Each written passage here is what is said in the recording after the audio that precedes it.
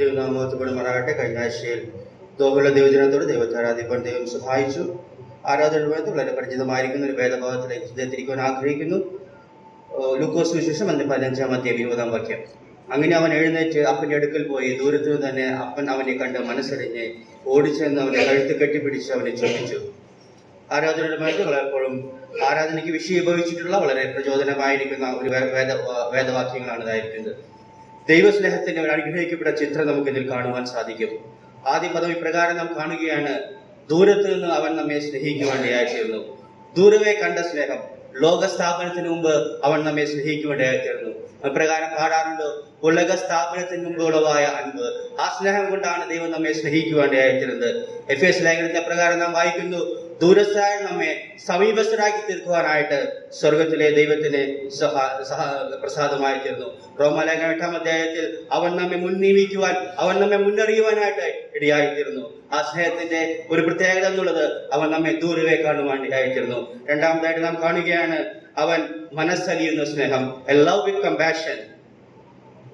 റോമാലേഖനം 12-ാം അധ്യായം 1-ാം വാക്യത്തിലേക്ക് നാം കടന്നു വരുമ്പോൾ പ്രകാരം നാം കാണുന്നുണ്ട്: ദൈവത്തിന്റെ മനസ്സാൽ ഓർപ്പിച്ചുകൊണ്ട് ഞാൻ നിങ്ങളെ പ്രബോധിപ്പിക്കുന്നു.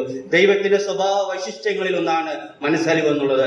ദൈവം നമ്മെ സ്നേഹിച്ചപ്പോൾ പാപച്ചേട്ടിൽ, പാപത്തിന്റെ അഗാധതയിൽ താഴ്ന്നു നമ്മെ ആ സ്നേഹത്തിന്റെ ആ വലിപ്പം കാരണം നമ്മെ സ്നേഹിക്കുവാൻ, നമ്മെ വലിച്ചെടുക്കുവാനായിട്ട്, നമ്മെ ഉയർത്തിക്കൊണ്ടുവരാനായിട്ട് ദൈവത്തിന് പ്രസാദമായിരുന്നു. നമ്മുടെ സ്വയപ്രയത്നത്താൽ ഒരിക്കലും രക്ഷ സാധ്യമല്ലാതിരുന്നപ്പോൾ ദൈവം നമ്മെ സ്നേഹിക്കുവാൻ, ദൈവം നമ്മെ കണ്ട് മനസ്സറിഞ്ഞുകൊണ്ട് നമ്മെ സ്നേഹിക്കുവാനായിട്ട് ഇടയായിത്തീർന്നു.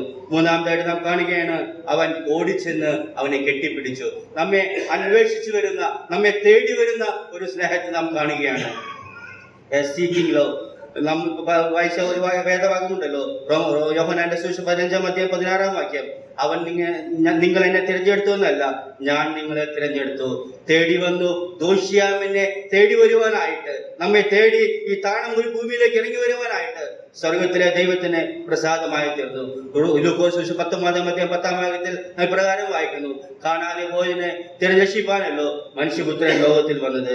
ദൈവരൂപത്തിലേക്ക് ദൈവത്തോടുള്ള സമത്വം മുറുകെ പിടിച്ചുകൊള്ളണം വിചാരിക്കാതെ ദാസരൂപം എടുത്തുകൊണ്ട് താണഭൂമിയിലേക്ക് ഇറങ്ങി വന്നുകൊണ്ട് നമ്മെ സ്നേഹിക്കുവാൻ, നമ്മെ തേടി വരുവാൻ കാണിച്ച ആ ദൈവസ്നേഹത്തെ നമുക്ക് പകൽക്കാലം ഓർക്കുവേണ്ടിയായി തീരാം. അവസാനമായിട്ട് നാം കാണുകയാണ് അവൻ നമ്മെ കെട്ടിപ്പിടിച്ച് ചുംബിച്ചു. Embracing love. നമ്മെ മാറോട് അണയ്ക്കുന്ന, അനുഗ്രഹങ്ങൾ ചൊരിയുന്ന അനുഗ്രഹീതമായ ഒരു സ്നേഹം. യോഹന്നാന്റെ സുവിശേഷം 3-ാം അധ്യായം 1-ാം വാക്യം പലപ്പോഴും നാം ആരാധനയ്ക്ക് ചിന്തിക്കാറുള്ളതാണ്. കാൺപിന്നാം ദൈവമക്കൾ വിളിക്കപ്പെടുവാൻ പിതാവ് നമുക്ക് എത്ര വലിയ സ്നേഹം നൽകിയിരിക്കുന്നു. ഇന്ന് പകൽക്കാലം നാം ദൈവത്തെ ആരാധിക്കുമ്പോൾ ദൈവികമായ കുടുംബത്തിലേക്ക് ദത്തെടുക്കപ്പെട്ടവരായിട്ട്, ദൈവികമായ കുടുംബത്തിന്റെ അവകാശങ്ങൾ പ്രാപ്യമായവരായിട്ട് നാം ദൈവത്തെ ആരാധിക്കുകയാണ്. ആ ദൈവസ്നേഹം നമുക്ക് ഒരിക്കലും വിസ്മരിക്കുവാൻ സാധിക്കില്ല. ദൈവസ്നേഹമേ, ദൈവസ്നേഹമേ, അതിനുള്ള അകലം, അതിനുള്ള നമുക്ക് അപ്രമേയവും അഗോചരവുമായിട്ട് നമ്മുടെ മുമ്പിൽ നൽകുകയാണ്. ദൈവം നമ്മെ ഓരോരുത്തരും സഹായിക്കട്ടെ.